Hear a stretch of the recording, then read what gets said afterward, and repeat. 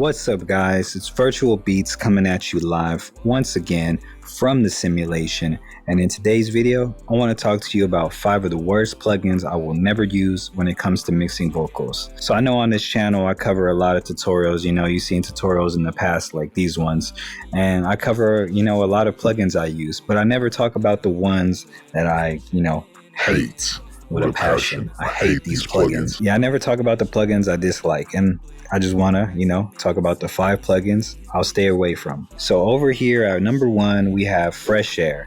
This plugin I see a lot goes around in the whole producer community about adding it to the rap chain. It boosts the vocals. Look, if you're looking for something good, something that will freshen up the vocal, make it sound bright, make it sound loud, use MV2. MV2 is a real good plugin. I highly recommend it because MV2, you have a high end and the low end. All right, when you're mixing vocals, you're not going to care about the low end at all. No, you're going to take the high end knob and you're going to turn it up. So you can go from anywhere from 6 decimals to 15 on this thing, and it's going to make the vocal sound brighter. Listen to this vocal without MV2.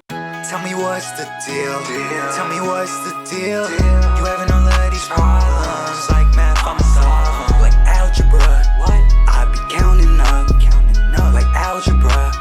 I be counting up on you.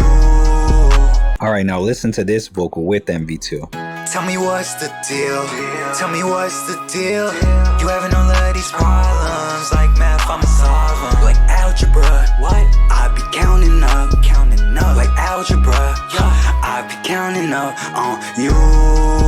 So what MV2 does is it listens to the quiet parts of the vocal. For this instance, we have a quiet vocal right here. The highs are a little quiet. So what this does is it listens to the quietest part of the highs and it brings them up, making the vocal full. You know how the compressor takes the quiet end and the high end and it drags them together?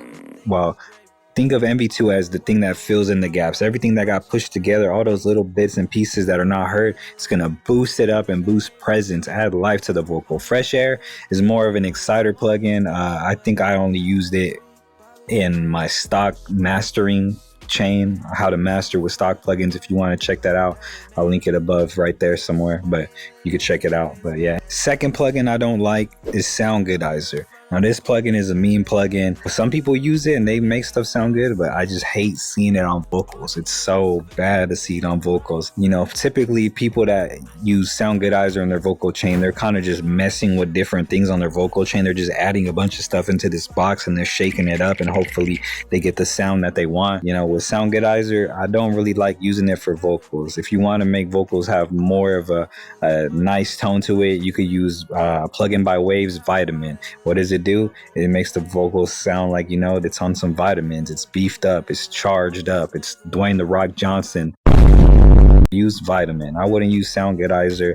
It has all these unwanted frequencies and whatnot. This next one's gonna be iffy for people. Some people might go off on me and whatnot, but I gotta say it. Waves Real Time or Waves Real Tune. I don't like the Waves Auto Tune. I feel like there's no need for any auto tune. I like Antares, all right? If Future, all these rappers use it. If Pierre uses it a lot. T-Pain was the one that made it popular. If that all happened, I'm gonna stick with this auto tune.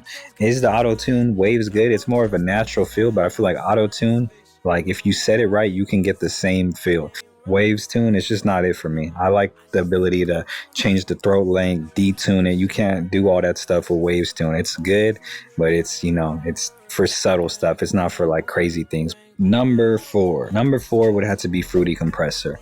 It is a good compressor, don't get me wrong, it's real good, but for beginners, I feel like it's not a good compressor. Most third-party compressors, they have like either one knob or one feature to get the compression started. That'll be real easy to use. These compressors, if you're a beginner, you're not going to know how to set the threshold and everything. There's no meters on it. So to, have your own meters, you got to pull up, Fruity DB. You have to pull up Wave Candy. And I know a lot of you guys that are using Fruity compressors are not using that. You guys are not using Wave Candy or a Fruity DB meter.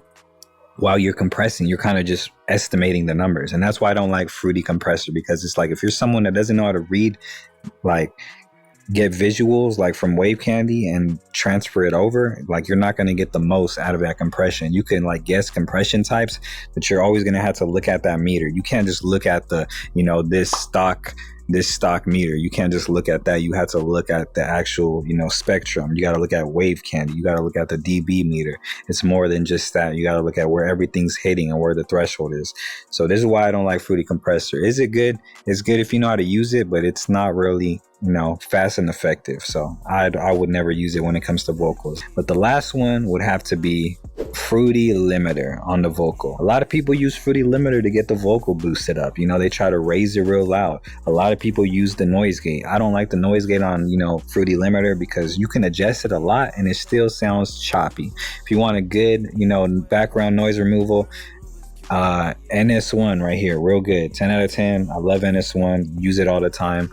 There's a bunch of other stuff out there too, but Fruity Limiter is just not it. Like maybe if you're mastering beats, but other than that, I do not use that limiter for vocals. Look, if you need vocals to sound loud, you need to compress them. You're not compressing them right, and you don't have enough input gain. All right, so those are the reasons why your vocals is not hitting. But yeah, that's gonna wrap it up for this video. I hope you guys like this video. If you want to see more, leave a like, comment down below what kind of topics I should cover. But yeah, hope you guys enjoyed the video. That's gonna wrap it up. My name is Virtual Beats, and I'm signing out the simulation.